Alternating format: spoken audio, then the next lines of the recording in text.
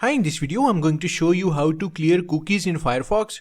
Cookies are those little pieces of data that website stores on your computer to remember your preferences and browsing activity. But sometimes you might want to clear them out for privacy or troubleshooting reasons. So let's start the video. First, open Mozilla Firefox browser.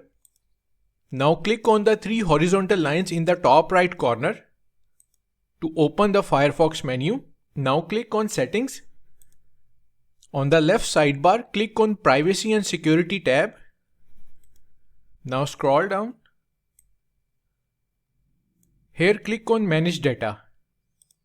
Now if you want to delete cookies for all websites, then simply click on Remove All button and cookies for all the websites will be deleted. Now to remove cookies for any particular website only, type the name of the website in the Search Websites field. To remove cookies and storage data for all the websites in the results, then simply click on Remove All Shown. Otherwise, to remove selected website data only, then select the website and click on Remove Selected. After removing, click on Save Changes button. So that's how to clear cookies in Firefox browser. Thanks for watching.